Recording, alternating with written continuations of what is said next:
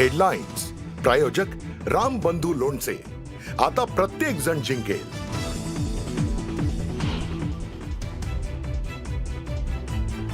असल्या रेहमान डकेतांना पाणी पाजणारी धुरंधर महायुती आहे. हिवाळी अधिवेशनात धुरंधर सिनेमाचा उल्लेख करत एकनाथ शिंदेंची टोलेबाजी.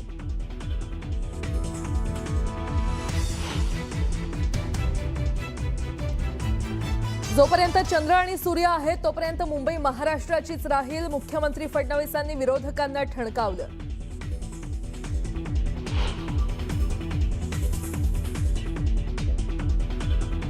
मुंबई महापालिका निवडणुकीपूर्वी उद्धव ठाकरेंना भाजपचा धक्का. तेजस्वी घोसाळकर आज भाजपमध्ये करणार पक्षप्रवेश. तेजस्वी घोसाळकर ठाकरेंच्या शिवसेनेत नाराज असल्याची चर्चा.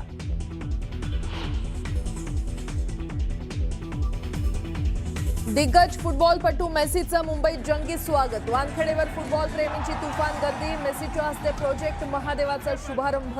मुख्यमंत्री फडणवीस आणि मास्टर ब्लास्टर सचिनसह अनेक अभिनेत्यांची हजेरी.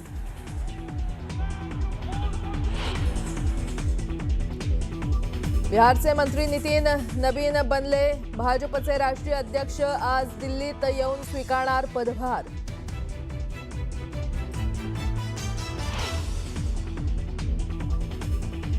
दिल्लीतल्या सभेतून राहुल गांधींचा निवडणूक आयुक्तांना इशारा. आम्ही सत्तेत आल्यावर यांच्यावर करणार कठोर कारवाई.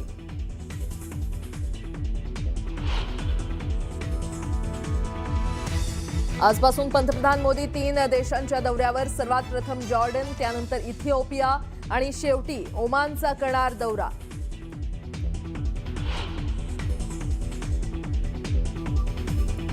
ऑस्ट्रेलियाच्या सिडनीत हनुका उत्सवादरम्यान दहशतवाद्यांकडून अंधाधुंद गोळीबार. 12 जणांचा मृत्यू तर अनेक जण जखमी.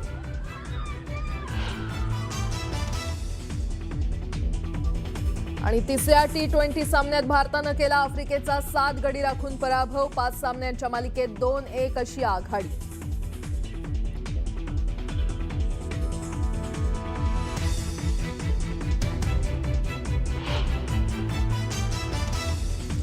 नमस्कार, सुप्रभात, गुड मॉर्निंग. मी प्राजक्ता तांडेल. तुम्ही पाहताय न्यूज 18 लोकमत. सकाळच्या पहिल्या बातमीपत्रामध्ये आपलं सगळ्यांचं स्वागत. आणि सुरुवातीलाच एक मोठी बातमी आहे.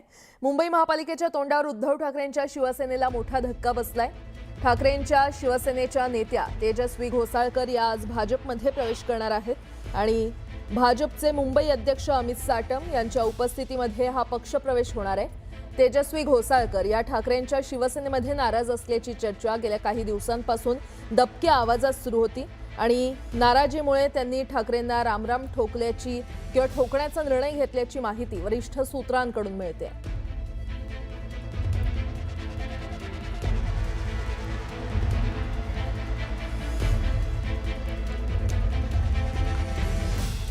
बातमीपत्रामध्ये आता पाहणार आहोत सकाळच्या महत्त्वाच्या 100 बातम्या अतिशय वेगवान स्वरूपात. सुरुवात करूयात. अंतिम प्रस्तावावरील चर्चेत बोलताना मुख्यमंत्री फडणवीसांनी शेतकऱ्यांच्या कर्जमाफीबाबतही भाष्य केलं. 15,007 कोटी रुपयांची थेट मदत शेतकऱ्यांच्या प्रत्यक्ष खात्यात गेलेली आहे. पिकाचे पैसे 92 लाख शेतकऱ्यांच्या खात्यात गेलेले असल्याचं मुख्यमंत्र्यांनी म्हटलं. कुठल्याही परिस्थितीत कर्जमाफीचा फायदा शेतकऱ्यांना झाला पाहिजे, बँकांना नाही, असंही त्यांनी सांगितलं. मराठवाडा दुष्काळमुक्त करणार असल्याची घोषणा मुख्यमंत्री देवेंद्र फडणवीसांनी अधिवेशनात केली. विदर्भातील सिंचन अनुशेष भरून काढू असंही मुख्यमंत्र्यांनी सांगितलं. मुंबई महाराष्ट्रापासून तोडली जाईल वगैरे कुणीही शंका मनात बाळगू नये. निवडणुका आल्या की अशी टीका केली जाते. मुंबई कालही महाराष्ट्राची होती आणि आजही महाराष्ट्राची आहे. जोपर्यंत चंद्र आणि सूर्य आहे तोपर्यंत मुंबई महाराष्ट्राचीच राहील असं मुख्यमंत्री फडणवीसांनी ठणकावून सांगितलं. हिवाळी अधिवेशनाच्या शेवटच्या दिवशी प्रस्तावाला उत्तर देताना उपमुख्यमंत्री एकनाथ शिंदे यांनी विरोधकांवर हल्लाबोल केला. मुंबईच्या तिजोरीवर दरोडा टाकणारे रेहमान डकेत कोण आहेत याचा शोध घेतला पाहिजे. इतिहासात असले अनेक रेहमान डकेत आले आणि गेले, पण असल्या रेहमान डकेतांना पाणी पाजणारी धुरंधर महायुती आहे असा टोला शिंदेंनी नाव न घेता लगावला. हिवाळी अधिवेशनात नागपूर ते गोवा प्रस्तावित शक्तीपीठ हायवेबाबत मुख्यमंत्र्यांनी मोठी घोषणा केली. सोलापूरपासून शक्तीपीठ हायवेचा प्रस्तावित मार्ग बदलणार असल्याचं मुख्यमंत्र्यांनी सांगितलं. प्रस्तावित हायवेचा मार्ग हा सध्याच्या नॅशनल हायवेला समांतर जात असल्यानं मार्ग बदलण्याचा निर्णय घेण्यात आल्याची माहिती मुख्यमंत्र्यांनी दिली. कोल्हापूर सांगलीतलं पुराचं पाणी मराठवाड्याकडे वळवणार असून आता मराठवाड्यातील प्रश्न मिटणार असल्याचं मुख्यमंत्र्यांनी स्पष्ट केलं. सभागृहात याबाबत मुख्यमंत्र्यांनी घोषणा केली. पुण्यात शिवसेना उबाठा पक्ष आणि मनसेची बैठक पार पडली. पुणे महानगरपालिका निवडणुकीच्या पार्श्वभूमीवर दोन्ही पक्षाच्या नेत्यांची एकत्रित बैठक पार पडली. 7 दिवसांच्या अधिवेशनावरून विरोधकांनी सत्ताधाऱ्यांवर टीका केली आहे. कर्जमाफी, लाडक्या बहिणींना 2100 रुपये कधी देणार यावर सरकारनं भाष्य केलं नाही, अशी टीका भास्कर जाधव यांनी केली आहे. सतेज पाटलांनी देखील सरकारवर टीका केली आहे. 7 दिवसात फक्त घोषणांचा पाऊस पडला, पैसा नाही खिशात, घोषणा मात्र अपार. घोषणा केल्या पण प्रत्यक्षात मदत मिळाली नाही असं म्हणत सतेज पाटलांनी सरकारला लक्ष्य केलंय. ज्यांनी 2 दिवसांचं अधिवेशन घेतलं ते नागपूर अधिवेशनात बोलतात असं म्हणत एकनाथ शिंदेंनी ठाकरेंना टोला लगावलाय. आम्ही रात्री 2 वाजेपर्यंत सभागृह चालवलं तर काही 2 तास सभागृहात बसले म्हणत त्यांनी उद्धव ठाकरेंवर निशाणा साधला. राज ठाकरेंना सोबत घेणं ही उद्धव ठाकरेंची खूप मोठी चूक असेल असं म्हणत मंत्री रामदास आठवले यांनी टोला लगावला. लोकसभेत राज ठाकरेंनी महायुतीला पाठिंबा दिला, मात्र याचा काहीच फायदा महायुतीला झाला नाही असंही आठवले म्हटले. सारंगवाडी संग्राहक तलाव घोटाळा प्रकरणी आमदार श्वेता महाले यांची एसआयटी चौकशी करावी अशी मागणी मंत्री संजय राठोड यांनी केली आहे. विधानसभेत लक्षवेधीच्या माध्यमातून मंत्री राठोड यांनी ही मागणी केली. फलटणमधील डॉक्टर आत्महत्या प्रकरणात पोलीस खऱ्या खोट्याची तपासणी करतील असं रामराजे नाईक निंबाळकर म्हटलेत. फलटणमध्ये माझ्या कार्यकर्त्यांना आणि भगिनींना त्रास झाला तर काळा कोट घालून मी त्यांच्यासाठी कोर्टात उभा राहीन असंही वक्तव्य निंबाळकर यांनी केलं.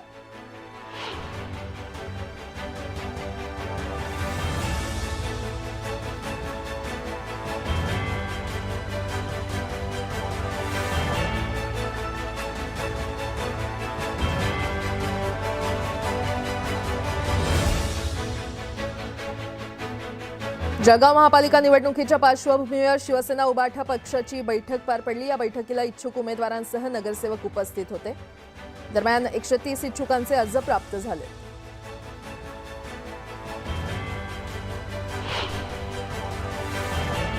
मध्य रेल्वेच्या महाप्रबंधकांनी मनमाड येवला रेल्वे स्थानकाला भेट देऊन पाहणी केली. कुंभमेळ्यासाठी रेल्वे प्रशासनाकडून केल्या जाणाऱ्या उपाययोजनांचा त्यांनी आढावा घेतला. सविस्तर बातमी पाहूया. सध्या देशात धुरंधर सिनेमानं एकच धुमाकूळ घातलाय आणि यातील रेहमान डकेत ही व्यक्तिरेखा चांगलीच चर्चेत आहे. काल विधान परिषदेमध्ये झालेल्या अंतिम आठवडा प्रस्तावात अनपेक्षितपणे रेहमान डकेतचा उल्लेख झाला. उपमुख्यमंत्री एकनाथ शिंदे यांनी फिल्मी डायलॉगबाजी केल्यानं सभागृहात धुरंधरचाच बोलबाला पाहायला मिळाला. मुंबईच्या तिजोरीवर दरोडा टाकणारे रेहमान डकेत कोण आहेत याचा शोध घेतला पाहिजे. असल्या रेहमान डकेतांना पाणी पाजणारी धुरंधर महायुती आहे असा टोला शिंदेंनी नाव न घेता लगावलाय.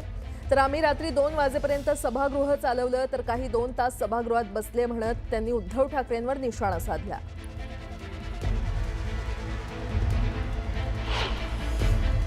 तिजोरीला घातलं भेटोळं, प्रत्येक कामात घोटाळे, मुंबईकरांना लुटून मुंबईचे केले वाटोळे असं मला आता पाठवले आणि कोणीतरी पाठवून. मुंबईच्या तिजोरीवर दरोडा टाकणारे हे रेहमान डकेत कोण आहेत की मुंबई को लुटने वाला कौन है वो रेहमान डकैत याचा शोध नक्की घेतला पाहिजे. इतिहासात असे अनेक डकैत रेहमान डकेत अनेक आले आणि गेले पण, आणि असल्या रेहमान डकेतांना पाणी पाजणारी धुरंधर महायुती आहे.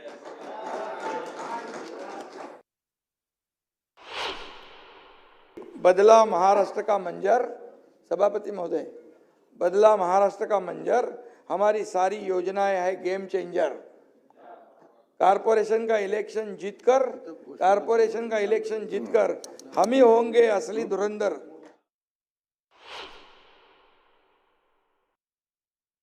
काही लोक तर 2 तास पण सभागृहामध्ये बसायची तसदी घेतली नाही.